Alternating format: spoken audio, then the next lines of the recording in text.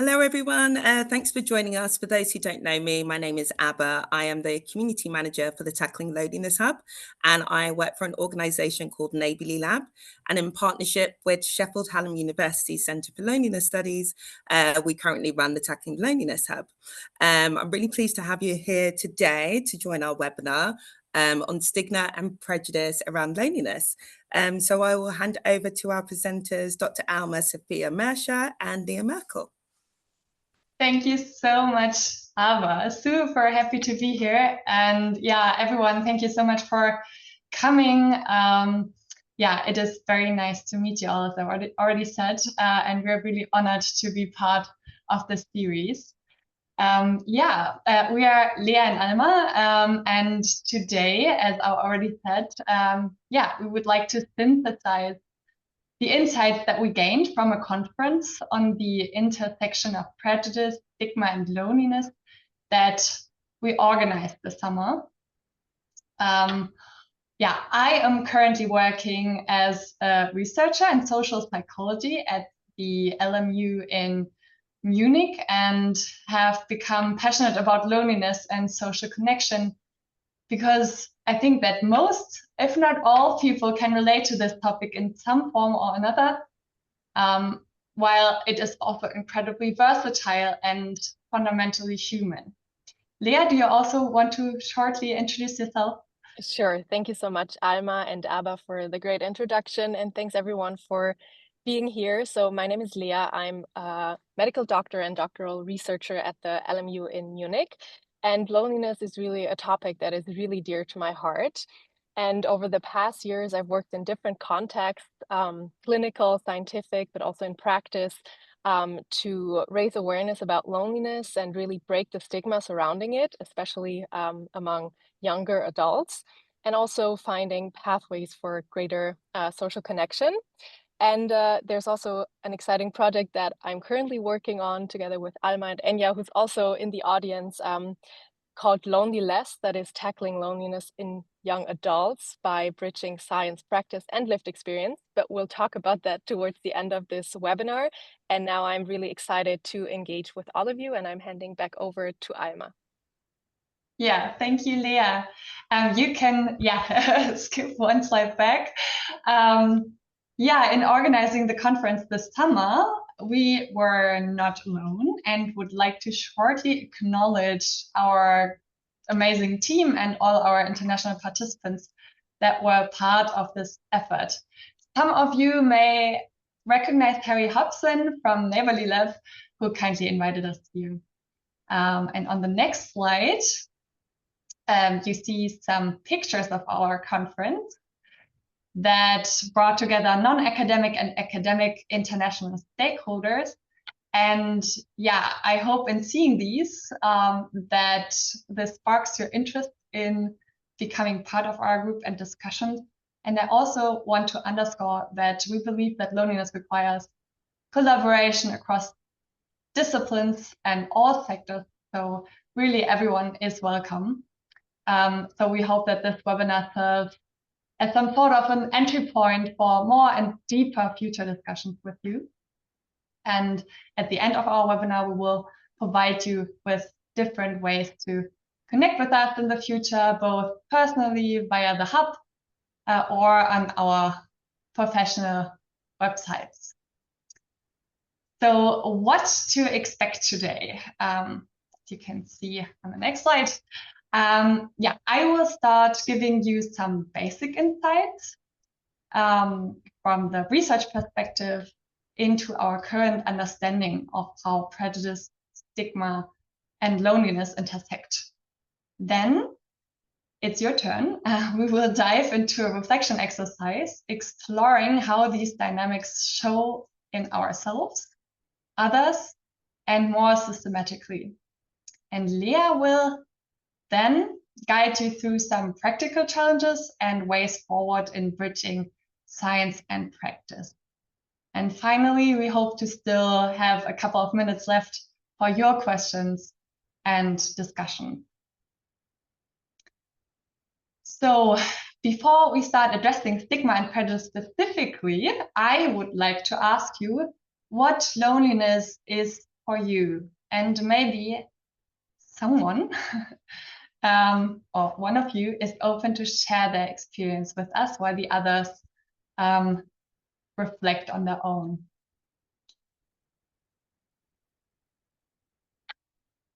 So you can, Chris, I hope it's fine that I call you by your first name. Would you share your experience? Oh, I can't hear you. I think I see Claire has their hand up as well. You can start nevertheless. Can you hear me now? Yeah. Fine. I've written a quick poem, which is a reflection of 2 months away from social media this year, and it's called Vacuum Silence. There's a special kind of loneliness that leads to vacuum silence. There's a difference between being alone and being left alone with yourself. It is a masked ache, a longing for touch, intimacy, connection, something warm, something real, something human. It's the true meaning of connection that will kill me eventually, not loneliness. Because loneliness I've learned to live with. I know its shape, its tricks, but true connection, that means letting someone in. Those are my reflections. It's really wonderful. Thank you, Chris, for sharing that with us. Yeah, which I know can take a lot of courage. And yeah, I can't really synthesize everything that you said because I feel like it had so many layers. Yeah, thank you so much for sharing that. Claire Jenkins, maybe you want to add just a short note, because then I would continue with our presentation afterward. Yeah, sorry about that. My computer was demanding attention to update. I've just finished an essay, or nearly finished, I'm writing, and the title, that's all I want to say at the moment, an older trans woman's threads of memory and hope for intimacy. And there's certainly plenty of stigma and prejudice in there. Okay. Thank you so much. Yeah, thank you. I am expecting that everyone would have something to add here, but due to time constraints, I have to interrupt now. Thank you so much, the two of you, for sharing your experiences. And yeah, in my own life, loneliness has already taken different forms, from, for example, feelings of being different in social interactions to feeling isolated. So what I wanted to stimulate with this little exercise is, on the next slide, loneliness experiences are highly diverse and may differ greatly between individuals and groups, which can make it very difficult to intervene. And this diversity is also reflected in how science defines loneliness, not as something that looks the same for everyone necessarily, but as the subjective feeling that one's relationships fall short, either in quality or quantity. What some of you may have also noticed or felt when thinking about their experiences is that loneliness experiences are stigmatized and often thought of as a personal failure. However, research stresses that this view is not only problematic as it increases the burden of loneliness and makes it harder to reduce it, but also as it is a very narrow perspective that is insufficient to explain differences in loneliness prevalence. For example, data show that loneliness prevalences are socially patterned, with heightened prevalences among minoritized and devalued social groups. So a study from London illustrates that, well, among people who experienced severe loneliness, in 2018 and 2019, certain groups stand out.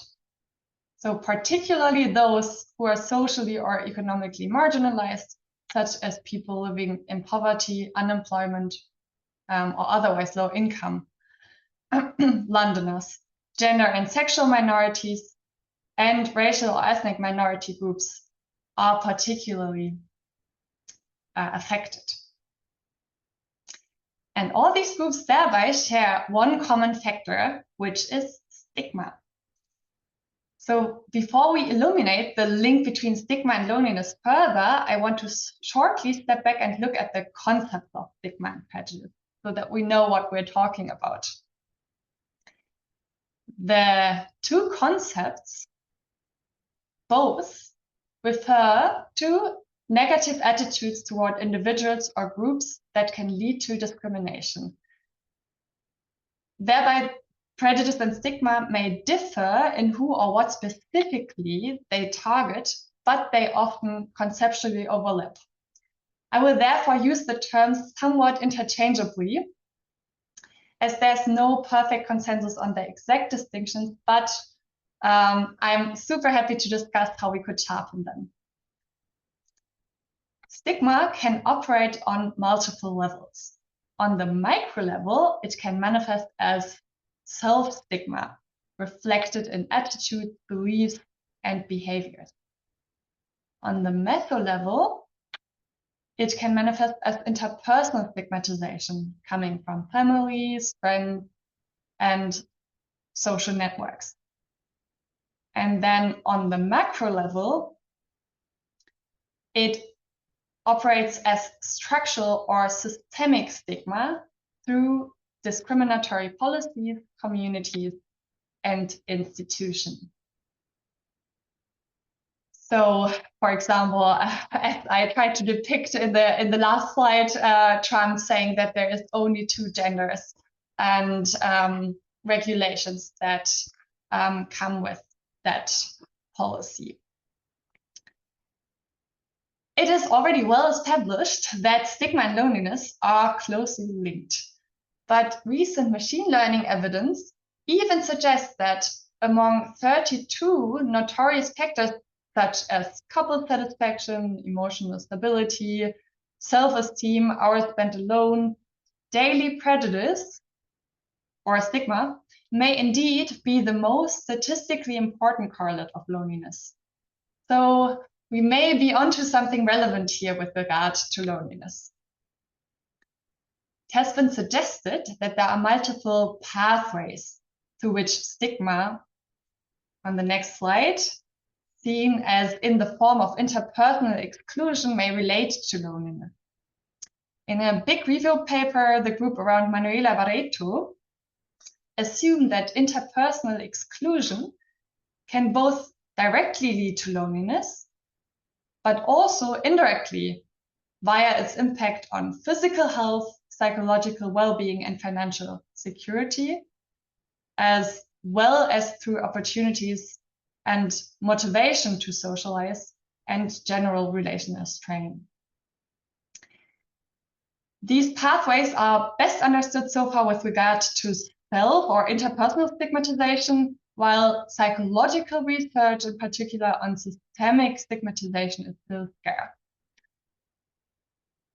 I would now like to draw our attention to one particular type of stigmatization that is both highly prevalent but not often acknowledged, which is the case of ageism. On the next slide. Ageism is defined as the stereotypes, how we think, prejudice, how we feel, and discrimination, how we act towards others or oneself based on age. This is a definition by the World Health Organization. I know that this is bringing in another conceptual nuance of prejudice that does not perfectly align with my definitions, but I hope the idea or the concept of ageism still comes across. As I said, ageism is highly prevalent, with studies indicating that every second person holds ageist attitude, which I think is quite a lot. I therefore thought this is a great example for us to reflect upon, and would like to send you now into breakout rooms for discussion of two main questions, which are shown on the next slide. How does ageism show up within us? So on the micro level, between us on the meso level, and around us more systemically on the macro level. What could we do to challenge it on each level? We will give you 10 minutes in breakout rooms where you will still be able to see the questions in the chat. And we would love you to discuss them in your group and note how ageism shows up and can be challenged. So please, in each group, nominate one person to take notes and tag your ideas as micro, meso, or macro. Back in plenary, note takers will then paste the results in the chat, and all ideas will be collected and shared with you afterward. So Ava, I think this is so I'm just going to open the rooms now. Super. Okay, I think everyone is back. I will hand over to Leah in a second, but would like to ask all of the note takers to paste their, oh, maybe they already did? No, to paste their notes into the chat, please. Thank you. Yeah, I'm also just summarizing and pasting before I'm taking over the moderation. This is quite a challenge given the limited amount of time, but I will be with you in a second. All right, so and done so, please just try to summarize and paste your findings into the chat. Abba will try to type them down into this whiteboard that you see over here. And we will just briefly try to wrap this up before going on to the next discussion point for today's webinar.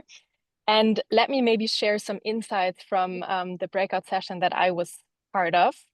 So first of all, I think we could have talked about this for way longer, and it's quite a complex task that we were assigned with. And to contextualize this, during our symposium, we spent a whole day during a design thinking workshop that was organized by the Neighborly Lab and Harry Hobson around this topic. So just to give an insight on how complex these relations are. And in my breakout session, we discussed that there is actually, well, a lot of ageism on all of those levels. And we often talked about this perception that there is about, well, it can go both ways, positive and negative, seeing an older person actually as someone who has a lot of experience. And that is also actually what we want to highlight in the approach section, that really highlighting the potential of intergenerational exchange and seeing older people also as a valuable part of society, people that we can learn a lot from, get into exchange. That can already be one great opportunity to address ageism.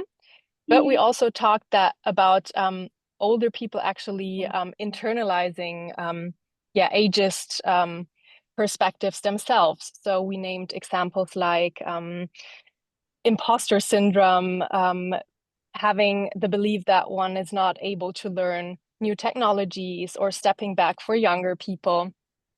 So those would reflect or refer to the micro level. And on a macro level, we talked about the labor market, that older people are often discriminated on the labor market, forced to leave their jobs, or having difficulties finding jobs. And we also talked about labels that we sometimes use, like boomers, for example, that are actually also associated with discriminatory things. So we should also really reflect on the language that we use that actually has a huge impact. So now let me have a look at what other groups discussed and see if we can wrap this up. I don't know if Alma, you have something to add before we go on to the practice part. I actually didn't necessarily want to add anything, but yeah, I mean, we can, like, that was already amazing. Thank you, Leah. And yeah, we were also talking about that it is difficult to decouple overlapping stigmas and that they all kind of like intertwine on all levels. And that, yeah, ageism can also be experienced outside of older age. For example, when a person is too old for something or too young for something else. Yeah. Beautiful. That was, thank you, Alma, for your comments. And that was also a question that came up, and I think I will bring it up in the discussion later on the term ageism. Does it only reference really older people, or does it also kind of tackle maybe prejudice towards younger generations? But maybe we can discuss this later on.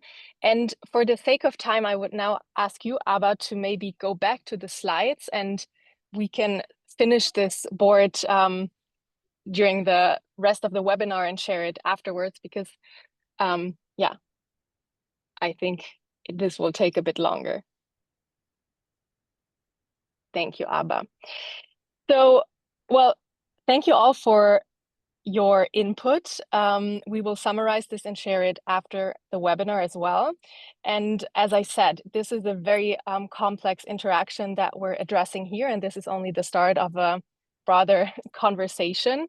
And on this slide, I actually want to highlight an example from practice where addressing ageism is already being used to really reduce loneliness in older adults. What we see here is the campaign against ageism, organized by Silbernetz, which is a German nonprofit organization tackling loneliness in older adults by offering a phone hotline. And some of you might know the equivalent from the UK that is called a Silverline hotline. And this is actually a great example of how ageism was identified as one key contributor and was being addressed through this campaign. And what we see on this picture is the founder of Silbernetz in Germany, Elke Schilling. She was also part of our symposium and part of this final closing panel that I will now talk about. So that brings us to the next slide, and towards the end of the webinar, as I said, we want to kind of take the perspective on practice. And therefore, we talked with experts from different sides of society that work closely with the specific key focus groups that we focused on in the symposium, one of them being older adults, and that also work closely at the intersection of science, policy, and practice. And we asked them what the challenges and barriers that stand in the way of this cross-sector collaboration are, but also what the potentials and especially also ways to move forward are. So I will now summarize these key findings from this discussion that we had. And sorry, these slides are a bit packed, but it's good for anyone who wants to look at them afterwards to keep this in mind. So key challenges. And I guess this is not a surprise to any of us or any of you out there, that loneliness really cuts across sectors, while those sectors are still designed in silos. And that makes it very difficult to coordinate and communicate. And that is also aligned with the second point, which indicates that those sectors, and especially science, policy, and practice, they operate on different timescales. So as we know, research often evolves slowly, while policy requires rapid answers and action and is more designed in election cycles. And that brings us to the next point, actually, that funding is both limited but also fragmented. So often there's only short-term funding, which then hinders the sustainable intervention and also long-term evaluation of interventions that actually work. This was really highlighted as one key challenge by all the experts being part of the roundtable, that we also need evaluation of the interventions that are in place to then assess what is successful, what is not, and ideally secure funding for those that are successful. And that is also linked to the last point about evidence gaps that persist, especially also in context-sensitive manners, and also, as you can imagine, on the topic that we discussed today, so the intersection of stigma, prejudice, and loneliness. And over to the next slide. We also talked about potentials, because we really also want to highlight that given all of these challenges, there are still people out there who work in the field. I'm curious to hear from all of you as well, that are actually already generating impact despite the challenges that we just highlighted. So what we discussed was really that there are multiple examples from practice that demonstrate that there are a lot of co-benefits when we tackle loneliness. And this really goes both ways. So one, tackling loneliness obviously comes with co-benefits like strengthening community resilience, improving health, enhancing social trust. But this also goes the other way around. So we mentioned health promotion projects that then also have an impact on loneliness, etc. I cannot dive too deep into this. And that also brings me to this point of reframing loneliness within a broader vision of well-being and prevention, and inspiring a positive vision that kind of motivates people to work towards this common goal rather than outlining only the problems that exist. And as a third point, which is super essential, fostering cross-sector exchange and learning. That's also, I think, something that we're doing here as part of this webinar that is so essential, because what is talked about a lot or highlighted often is that we're reinventing the wheel when actually others have already come up with great solutions. So then the next point that is also, I think, something that can be very powerful is to encourage creativity and thinking and working outside the box. Over to the last slide. I'm rushing a bit through this because we want to also have time for discussion. So the way forward. Again, this is not a surprise to any of us that tackling loneliness really requires this holistic, multidisciplinary approach that connects different sectors, different disciplines, to then really create the system-wide strategies and change. And what our experts from practice also highlighted is that interventions actually work best when they are co-designed, so also peer-based and participatory, meaning that the people affected are actually part of the design, the implementation, and that they also own the solutions. That was something very essential to the discussion. And since we also talk about bridging, policy, one powerful approach to do so is adopting health in all policies, which means that health, but more specifically also social connection and loneliness, have to be integrated into policy planning across all sectors, not just one or not just the health sector. And importantly, also implemented into health impact assessment. That is, again, connected to what I earlier mentioned, that we also really have to have the resources to evaluate what we're doing. And this should be part of this process early on. And my last point on this slide is, a context-specific communication, something that we also highlighted towards the end of our 3-day symposium, that we really have to communicate in a context-specific manner. So thinking about who is the target group that we want to deliver this message to, and how do we have to communicate for them to receive the message, but also which tools do we need to use, which tools are used by this target group. That brings me to my next slide and the last topic that I want to mention today, which makes a bridge to context-specific communication. So an age group that we haven't talked about today, but that is also highly affected by loneliness, as all of you know, are younger adults. But they're often overlooked in the conversation and in the interventions. And a project that I'm currently working on together also with Alma and Enya, who is in the audience, is Loneliness. So Loneliness is a social initiative that really aims to tackle loneliness in young adults by using a platform that is very much representing the use of this target group.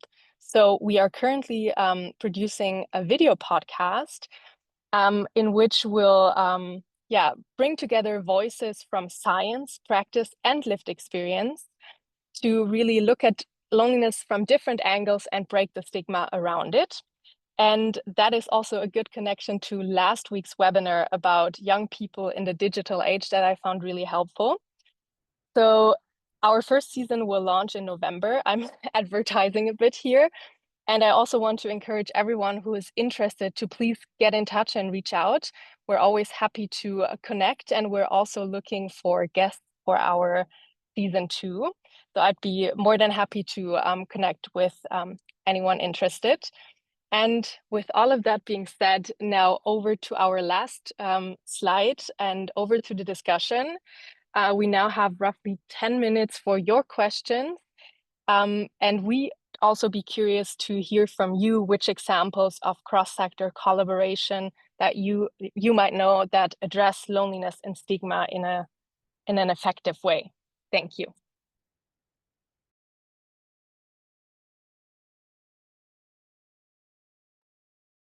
Hi all, please feel free to either put your question in the chat, or you can just go ahead and unmute yourself and ask any questions. Yes, Isabel? Thank you so much. That was really, really interesting. Thank you for your time and the effort you put into it. I've been thinking about the topic of stigma and loneliness when it comes to younger people a lot, as I will be working on the topic next year also.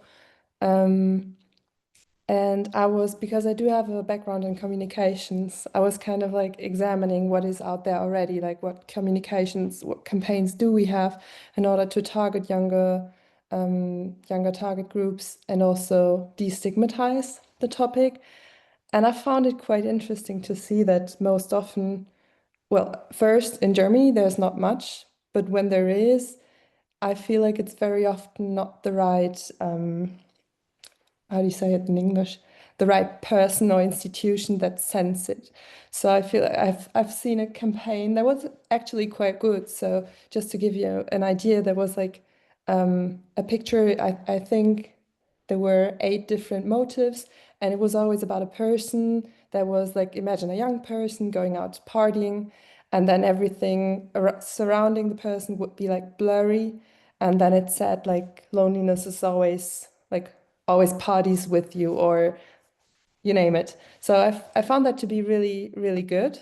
However, the institution that sent it was a public institution. So I feel like I don't know, I'm interested in knowing what you think about it. I feel like this already creates stigma or leaves the topic stigmatized, because as a young person, I'm not like the very a very young person, but I wouldn't feel intrigued by the message. I wouldn't it wouldn't lead to me thinking it's okay to talk about it, right? So yeah, 100%. Thank you, Isabel, for bringing up those thoughts, and you are absolutely right. So please also connect and reach out. I'd love to chat about this more. But you're bringing up an essential challenge that was actually the last point of the slide, the context-specific communication as well. Because yes, we have to think of how, if we want to address young adults, like what tools do they use? And that was actually nicely described in last week's webinar. How do we reach them? How do we have to frame it? And yes, coming from a public institution, that first of all might not reach those young peoples on those channels. If it does, I'm not sure how encouraging it is to reach out.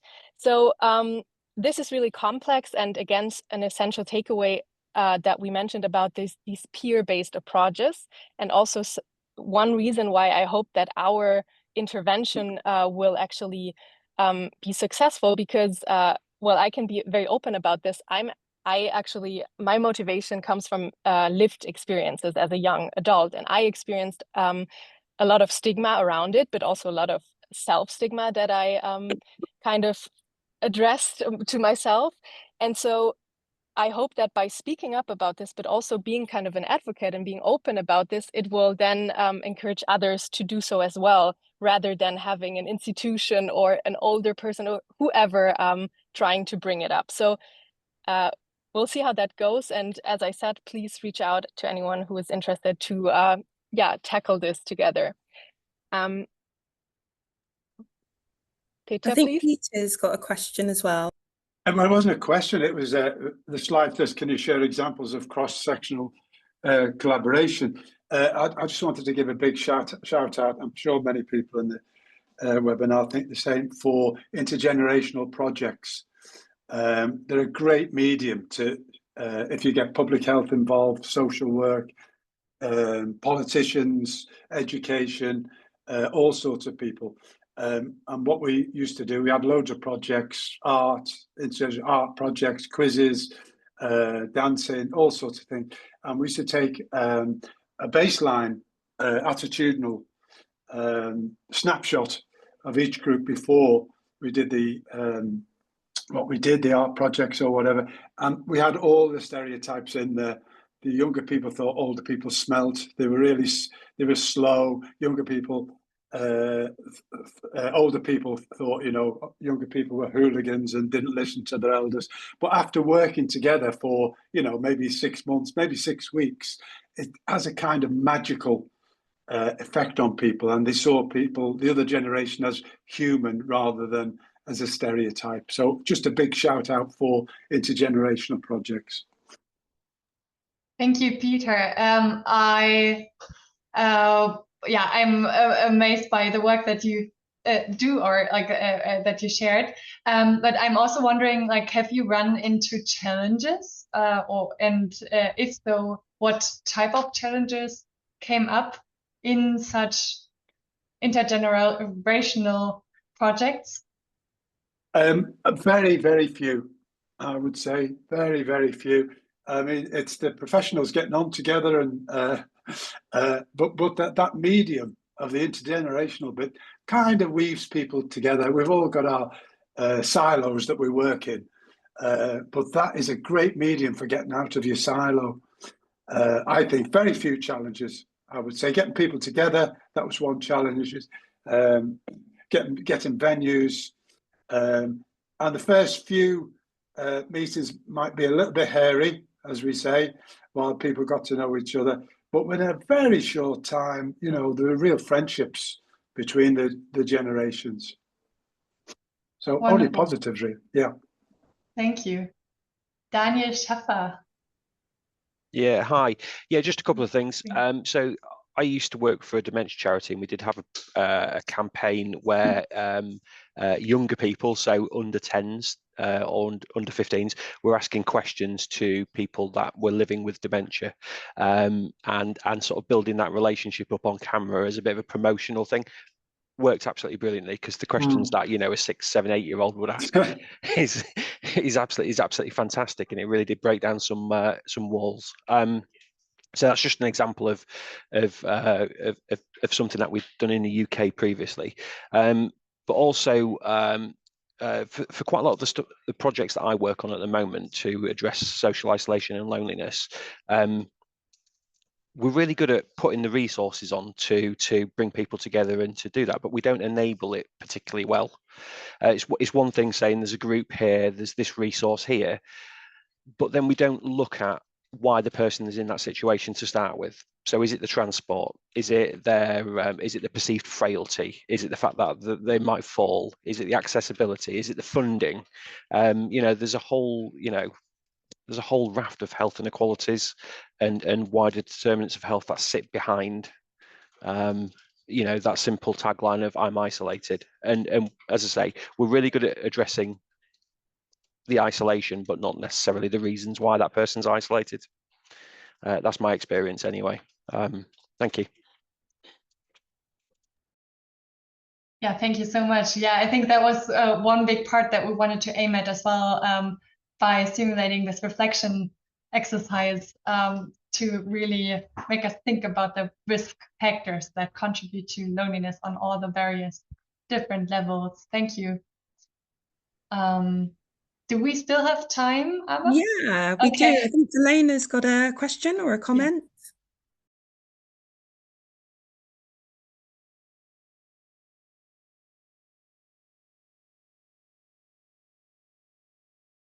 Delena, you might be on mute, maybe.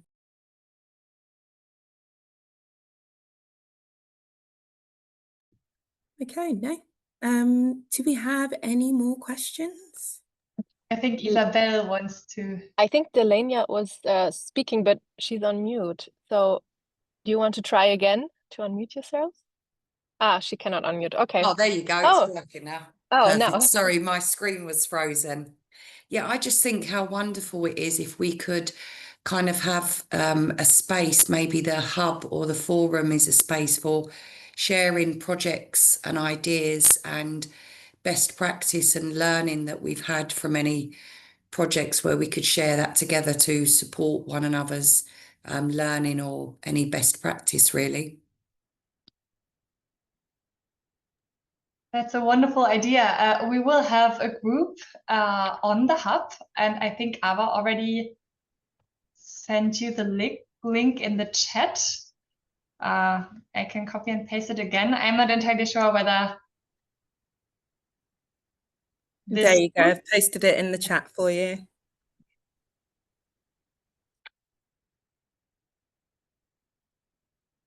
Yeah, but I agree. It's a very good idea to really collect all the resources and information that we all have. Right, I think maybe we've got one last. time for one last one, and then we'll have to wrap up. It's not a question. It's because we're talking about cross-sectoral collaborations, and I think that the private sector, like big brands, will also play a huge role in destigmatizing loneliness when it comes to younger people. And I know, for instance, that Nivea, the big beauty brand, teamed up with the Foundation for Social Connection, which is based in Washington, in order to apply for a panel at South by Southwest in Austin. Like it's a big I think marketing, music, culture festival. So I think that's really interesting also when it comes to communication, like choosing spaces that are not inherently linked to health or health topic or politics. Thank you. And I think Peter just has one quick comment, and then we will definitely wrap up so we can let you guys go and have some lunch. You're still on mute, I think. Okay, can you hear me? Yeah. What was I going to say now? I've forgotten it now. Oh yeah, measuring loneliness. So my research is mixed methods. Measure it with the UCLA tool before or the campaign to end loneliness tool, and then after the intervention, whatever it is, I measure it again. But what I'm finding again and again, because of stigma, the measuring tools, people aren't putting a hand up during, I think, say I am lonely. The questions don't capture it. So when I go and do the interviews, and they're in-depth interviews, like can be for a couple of hours, it's a very different story. They are very, very lonely, but on the measuring tools, they're not coming up as either, they're either mildly lonely or not lonely at all. So what I'd say, just caution people on measuring loneliness, that you do need the qualitative and the quantitative. That's my bit, I think. Thank you. Yeah, I absolutely agree. And there's currently a really huge project going on that has been started by the ANSI Behavioral Lab, I think it's called, and the EU Loneliness Project. And they're trying to get a more nuanced quantitative measure of social connection and loneliness. And I think it could be interesting to follow along. Brilliant. Yeah, yes. Thank you so much. Sorry, Abba. No, it's okay. I'm so sorry to interrupt you. I just wanted to say a big thank you to you, Dr. Alma Sophia, and to you as well, Leah, for joining us and sharing some really important information. And I encourage everyone to join the group on the Hub to continue the conversation. It's a very relaxed, informal group where you can chat away, ask all sorts of questions. And yes, just thank you for attending. And if you could please take 60 seconds just to fill out our survey as well, just to let us know how we're doing, we'd really appreciate it. And the recording, slides, and any other resources will be made available in the group and on the Hub shortly. Thank you everyone for joining. Thank you. Thanks, everyone. Thank you. Bye-bye. Thanks, bye.